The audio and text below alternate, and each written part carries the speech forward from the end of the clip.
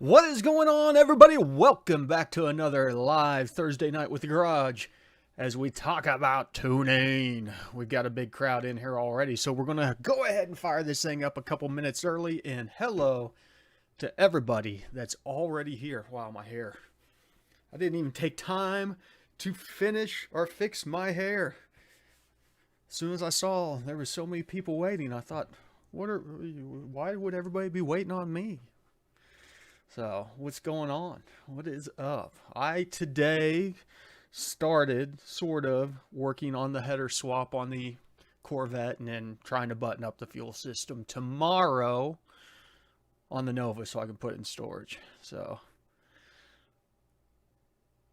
you know them luscious locks. Ooh, perfect length for rolling over with the creeper. Feeling good, Schmidthead. Been better the last couple days.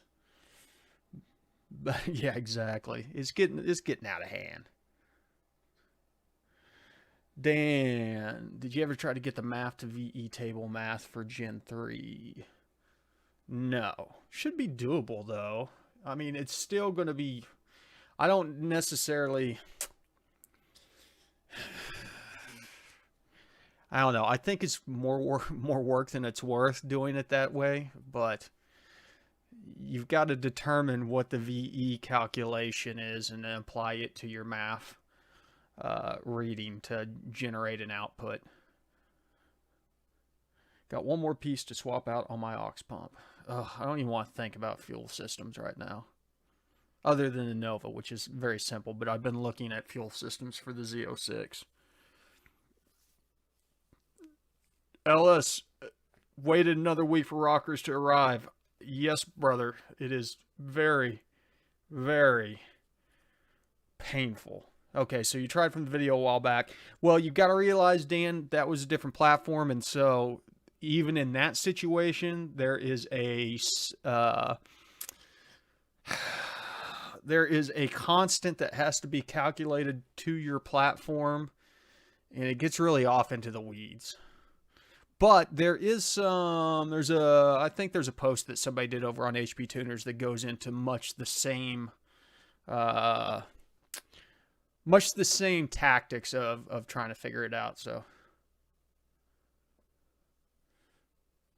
Chris, if you emailed me 2 days ago, you must have just missed me, and I was tied up all day today. So, I'll be responding to emails tomorrow. Keep your eyes peeled. Thursdays are usually pretty jam-packed with me as far as getting to emails. So, but I get everything caught back up on Fridays. What up, Scoop Sam? Hey, Ted. Yeah, so not a whole lot going on. I'm waiting on parts too. Waiting on a couple fittings.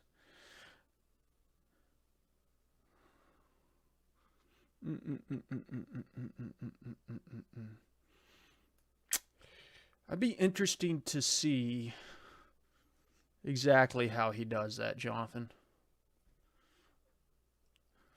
What up, Marcelino?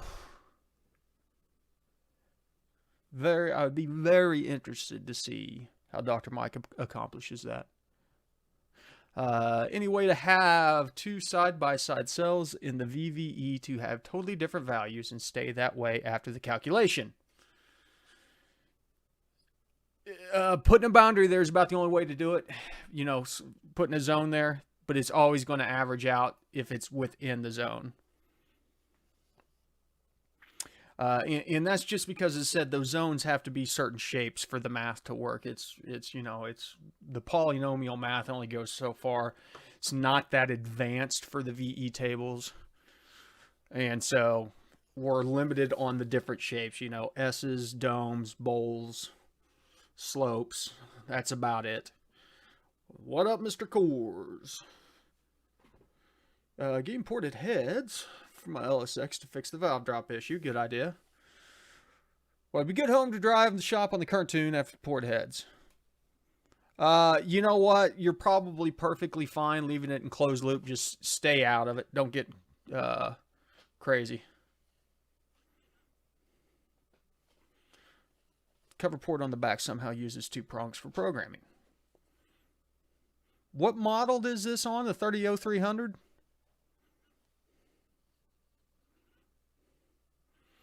Keone, as far as suggestions on becoming a dealer, just give them a shout. Those guys over at HP Tuners are super easy to get in touch with and easy to talk to.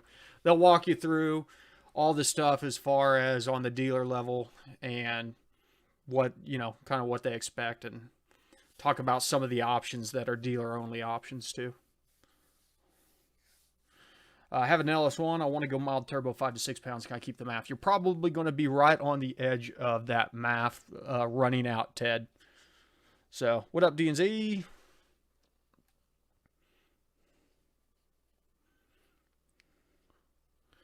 Tommy Spencer, are you going to participate in Tom Bailey's sick week? Nope. At least not this year.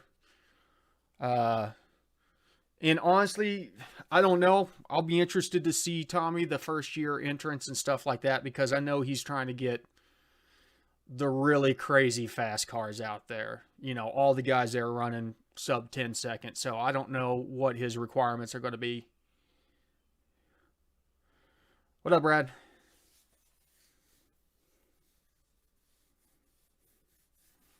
I've got a 300300 sitting around. I'll have to pry it open and see what's going on. What up, Jim White?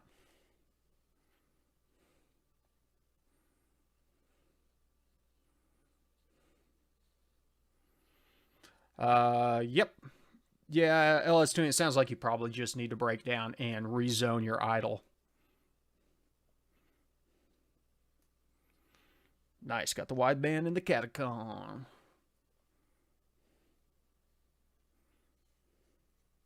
Anywho, on Turbo Gen 353 P01, is it okay to just use power enrichment and disable boost enrichment? When they're both enabled, it goes stupid enrichment boost. Of course, I'm still learning. Yeah. I didn't think that those stacked, but apparently they do. But P01s are on my weaker side of knowledge. Let me look. P01. This one's probably not patched, so it's not going to have it. But that would make sense.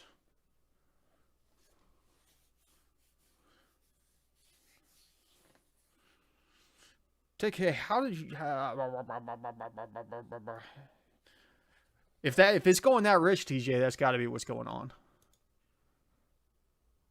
I'm patching one right now, so I can see.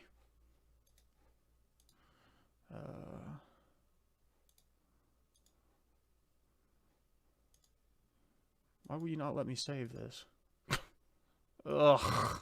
Never mind. Maybe I'm not. Why would you ask me to... Oh, it's because I don't have my interface hooked up.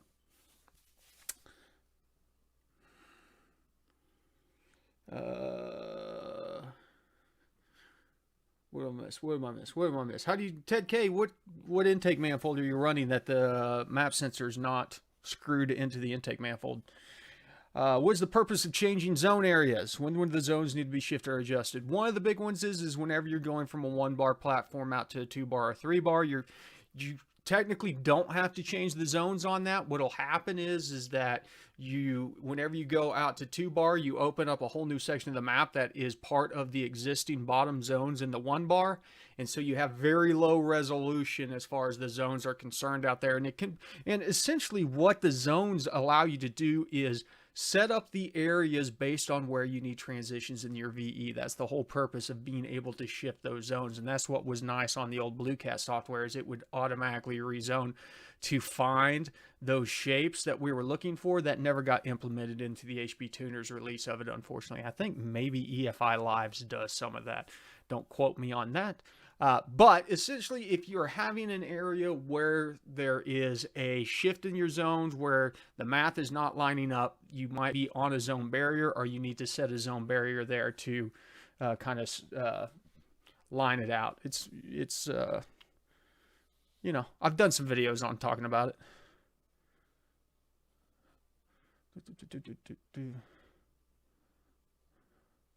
Oh, yeah, there you go. If it's the one with the nipple, zip tie the hose to the nipple.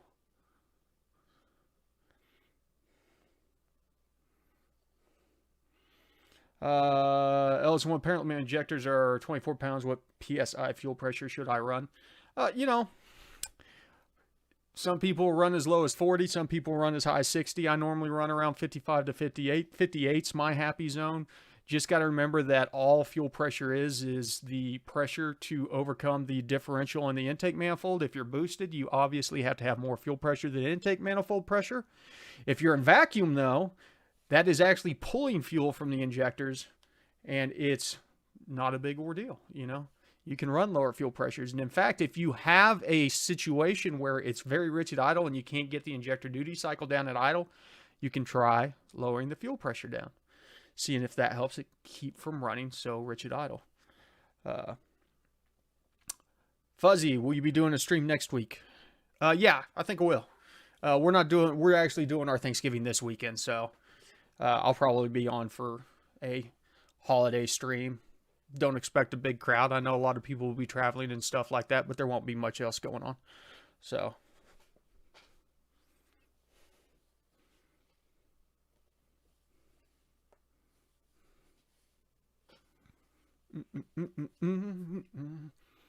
I'm hoping between this week and next week, since we're going to have a couple of extra days off, to be able to do a lot of videos if the weather is good, because I've got some stuff that I want to get done. I did get one of those aftermarket knock sensors. I can't even remember what those things were called. I've been wanting to install. Let me see if I can find it. Starts with a P, but it's like...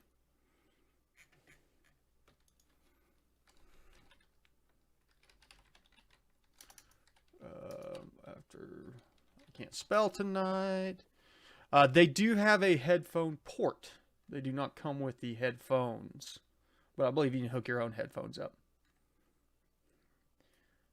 I can't remember what it's called.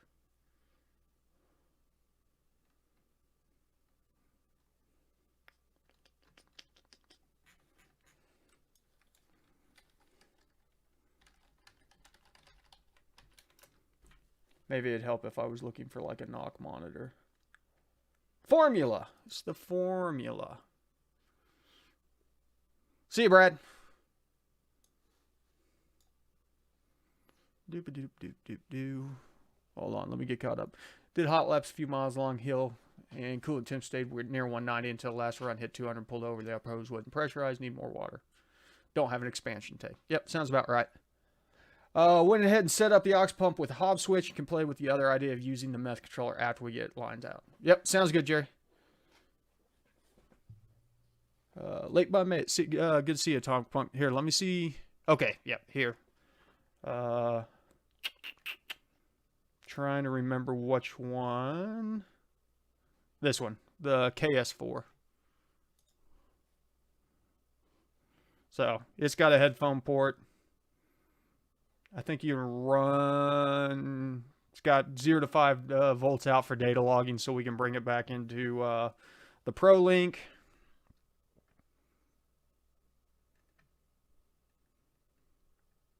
I think it'll be cool. I'll be interested to see how this lines up with what we see on the factory knock sensors. So it'll be a cool little experiment. Man, my brain is not working. It's these new anticonvulsive medications they got me on. What did I miss here? So when logging and looking at the dynamic airflow at idle, is that what I should be target in that cell? It says 1200 RPM park. My BRAF is set at like 124 pounds, but log is showing like 162. As far as your idle airflow, Jim, yeah, you can look at your dynamic because that's the one that the fuel is being calculated off of.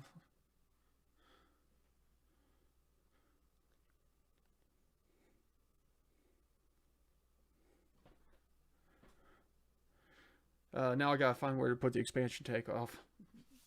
Gas all the bubbles. Yep. Bought a Knock Monitor Pro last year. Still haven't used it.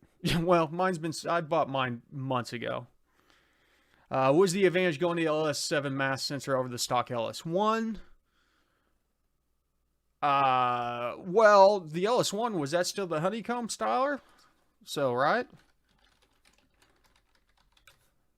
Yeah. So you're going over to a card style. And a card style, you can change your intake ducting size, and it will scale properly, whereas you would have to neck down, or just trust me, you don't want to do an LS1. Just do the LS7 style. It's way better. Have a 71 Nova that has small block Chevy and a turbo 350, converted it to a T5 from a 2011 Mustang. Any thoughts on the crossmember I need? No, Josh, but I would just plan on building my own. That's what I ended up having to do on the Silverado, and or at least modify it out. If you can, get it up in there, see where it's going to hit on the factory one, and see if you can just put a, decent sized steel plate back out to grab the mounting point on it or something like that. But keep it simple. Is there a way to test knock sensors using the data logs? I mean, there's not really a way, because they're kind of dumb knock sensors.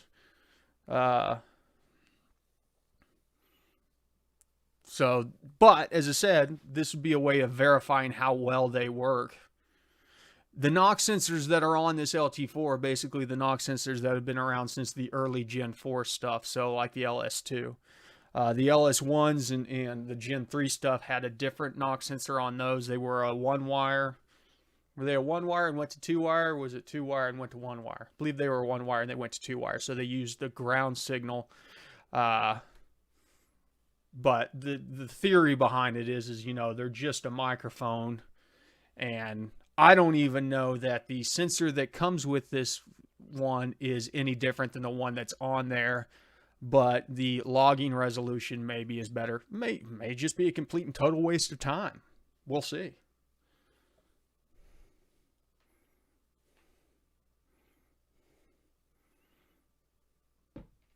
I mean, yeah, you can change the sensor, you can change the sensitivity on the knock sensor, but you still it's a hard way of telling whether or not you're getting into real knock. I guess if you have a way of putting knock cans on and you can actually hear, that may be the way.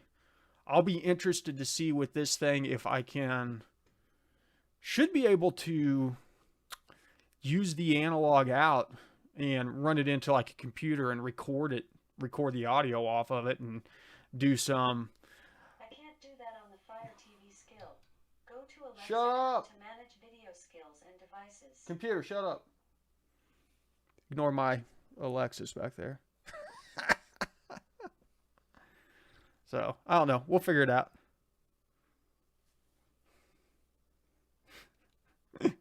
I am surprised that's the first time that's ever happened. Yeah, it has been kind of quiet tonight. But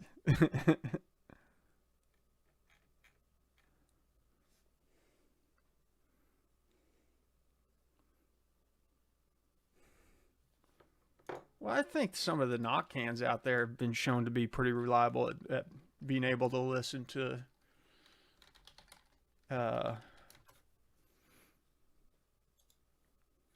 engine knock. But,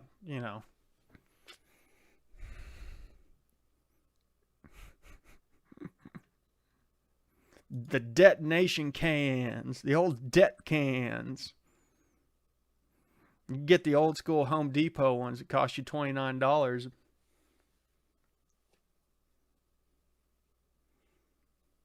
Ooh, Jonathan figured out why my LS swap wouldn't go over 4,000 RPMs. Torque values. That would do it. Here's a question on spark tables. Air mass column stops at 136 or something, but on boost I'm above that. So just set the last cell to 3 and interpolate the axis or the top half axis. So basically, whenever you hit that 136 cell on the ones that you cannot expand out, you've hit the limit of the tables, and it's just going to be using what's in that last row.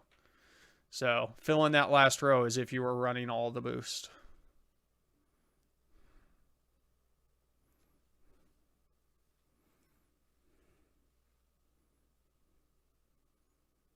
Ben, I will get with you on that. that may be a starting solution, but I don't know I would necessarily want to run your platform at 42 all the time. 58 is where I'd want to be on that. I still think that you've got too much pump going on.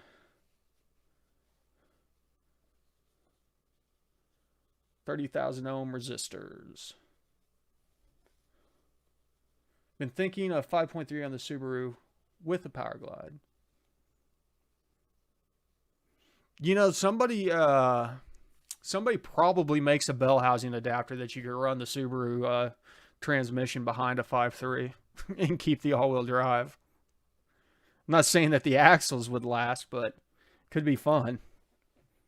All that torque in an all-wheel drive setup, it would just do sideways burnouts.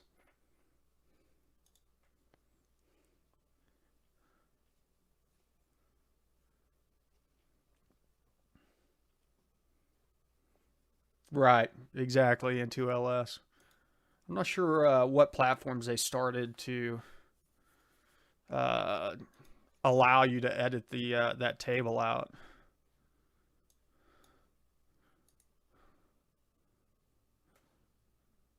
It had to have been probably, what, E38s or something like that. E67s, maybe. E67. Yep, you can edit the E67s. That's what I thought. Yeah. Yeah, if the E67s can, I'm sure you can on the E38s. You ever get into Ford platforms? Nope. We farted around with a Ford platform, then I went back to Chevy.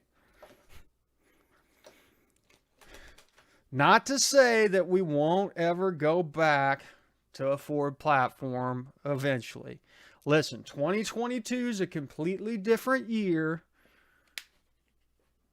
We got to get through 2021 first. We got a couple months left, and we can talk about what's going on in 2022.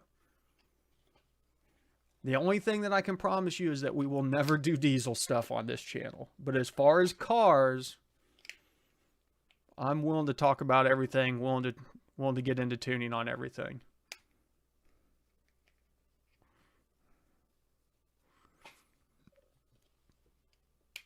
LT is building an all-wheel drive 9906 short cab, single cab short bed turbo 4.8. Should be rowdy.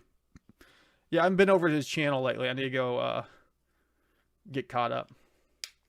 Sounds good, Ben. I'll remember that. What would cause under throttle hunting RPM while trying to drive up my driveway riding the clutch? Are you going into... That's interesting. Throttle hunting.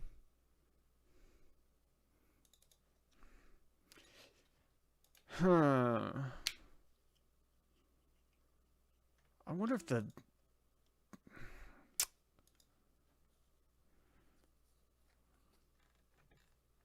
I don't know. It makes me wonder if you're switching between tables somewhere. I mean, your clutch would be cooked, but it also makes me wonder if you're switching between tables somewhere. Jonathan Blunt, thank you for the nitrous purge.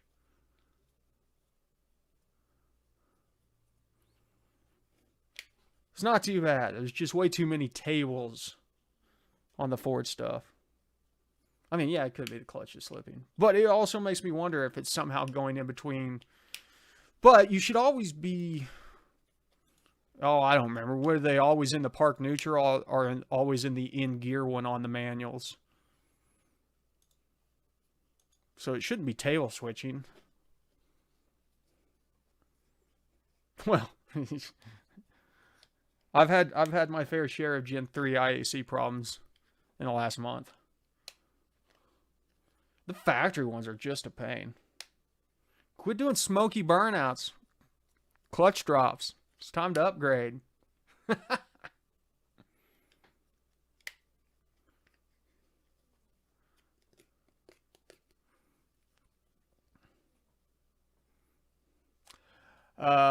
Is there a spark table for a Gen 4 5.3 you like to use as a base starting place? I see a big difference between my table and the Camaro tables. Jonathan, you're probably perfectly fine putting the Camaro tables in. They're probably going to be conservative enough on a 5.3 that it's not going to cause much of an issue. But generally, I'll just grab the 5.3s or something like that. Oh, they're not all that bad.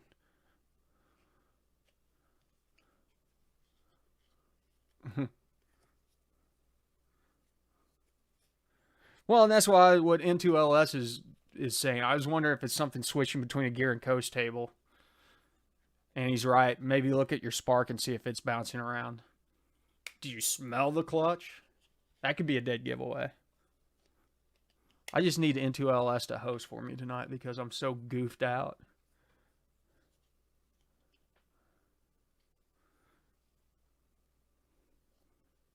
Yeah, I don't think you're going to have any issues going with that timing table as a starting point. Everything's too conservative. You gotta remember, everything's too conservative.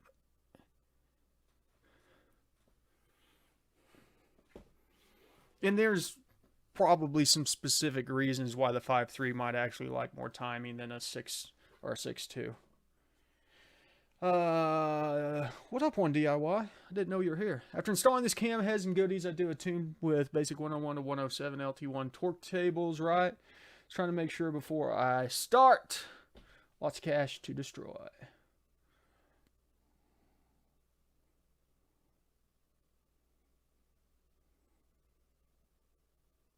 Wait, go a little more in depth. I'm trying to figure out what you're saying with the basic 101 to 107 LT1 torque tables.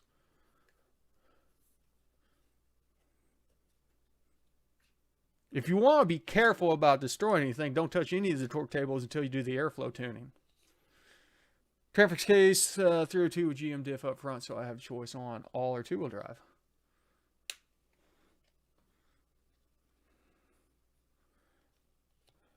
I haven't touched the adaptive spark.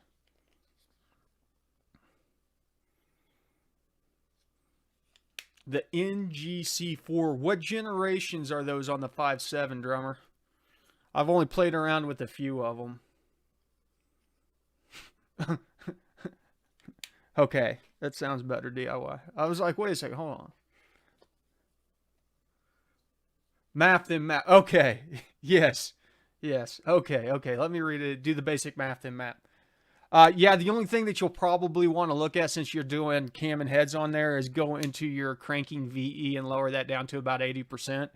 I would fire it up with that lowered to 80% and closed loop and just see what the closed loop corrections are putting you to give you a general idea of where you're going to be at, because you're going to lose a lot of efficiency. But remember, you're going to be richer down low. You're going to hit the crossover point where the cam starts making power, and that's when you're going to start running lean because of the extra airflow and from the cam and the heads. So maybe go out a ways. Either that or just start off with the math and ease up into it. You know, watch your wideband, and whenever you start seeing it shift to the lean, go from that point out and then add a couple percent out beyond that. Use that as a guideline to see where you're at on the RPMs, and then do the same thing preemptively on the VE table and say, okay, well, from this point or this RPM point forward on the MAF, I had to add like between 2 and 6% fuel because it was starting to run lean. Go in, mimic that on the VE table. Say if it starts at 3,000, you know, I know from 3,000 to 6,000, I need to start adding 2% here and 6% down here. And that will get the VE table ballparked in before you even tune the VE table to make sure that you're, you know, slightly on the rich side tuning back to stoic, or target, we should say, commanded. Calculated, Jerry. Sweet. What heads did you end up putting on there, man?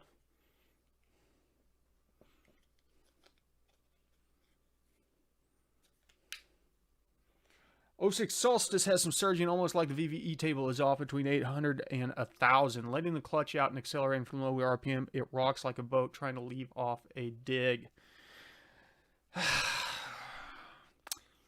It could also be something coming off of your idle table, Jonathan, that could be causing an issue. Make sure that your idle base airflow is dialed in good, so it's already good.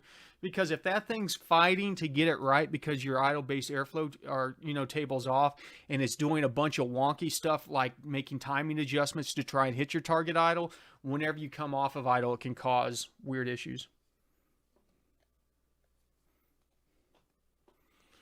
Is there a limit to boost, like 15 to 16 psi on 93? Or you can run more if it's still made better power versus timing. Your limit to boost, it all comes down to what is your dynamic compression ratio, Jim. So look up a dynamic compression ratio chart that will show you, based on the compression ratio of the engine, how much boost ups that, and it will give you a guideline. Now, mind you, those are usually a little bit conservative. So if it's, it would probably say if you're running 10.5 to 1 that 8 psi is about the limit to boost on 93, which we all know is not necessarily true. But just keep in mind, that's what we're looking at whenever we're boosting a vehicle, is we're creating that dynamic compression on top of the static compression ratio, and that is what leads to hotter cylinder temps, which then leads to pre-detonation.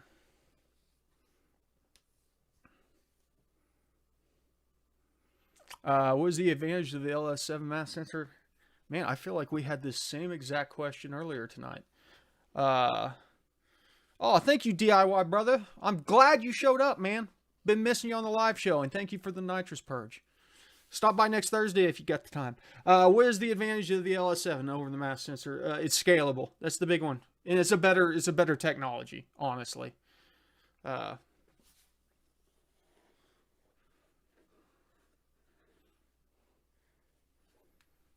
I don't know if that would have anything. Jonathan says,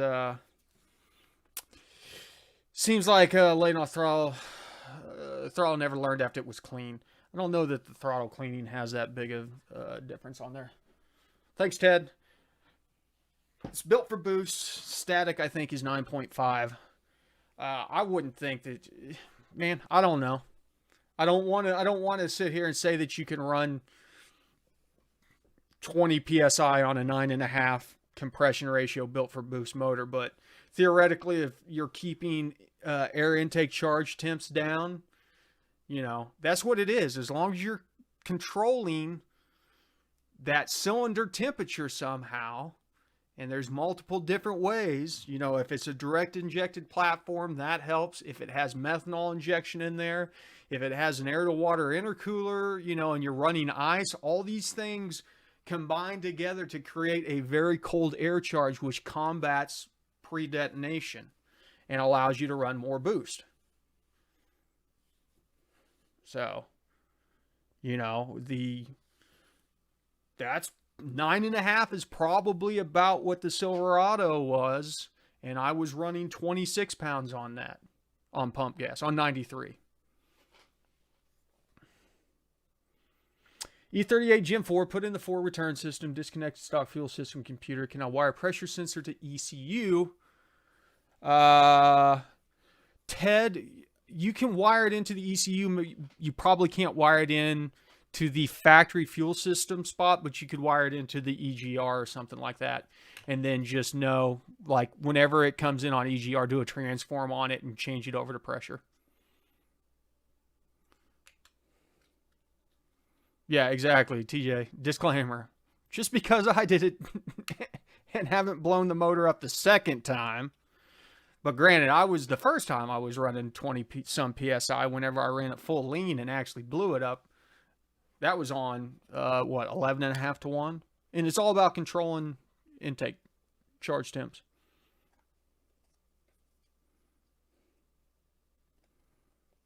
That's interesting, Jonathan.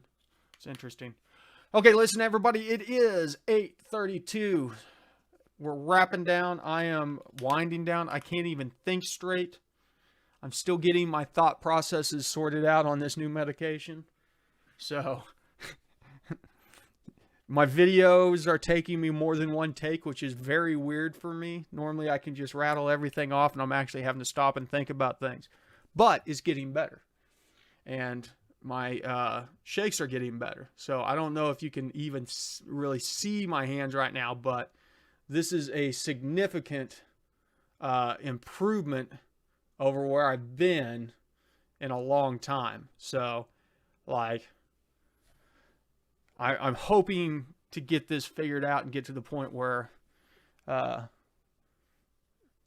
yeah, well, and thanks for bringing that up, Andrew. I got another round of shots yesterday. So, TJ, I'm going to get those patterns, not even the patterns, I'm going to get those brackets out to you next day or two. Promise you. Yeah, my right hand does a little bit more than my left on this new medication, Jerry. Really weird. Really weird that I've noticed that also, that my right hand shakes a little bit more than my left hand. But I'm on a very low dose and only once a day, and so I'm going to be going to like 2 times a day. And Jim White, I need to call my contact at HP Tuners and figure out what happened to those shirts. We haven't hit 12 months yet, so technically I'm still early.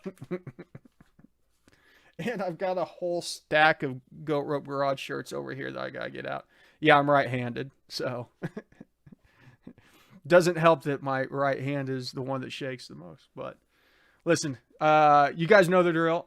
I'll see you next Thursday. If I don't see you guys because you're off doing the Thanksgiving thing, have a happy Thanksgiving. Thanks, everybody, for swinging by and doing another episode. All love to you guys. Appreciate the time that you spend hanging out. And you guys know the drill. ABT, always be tuning.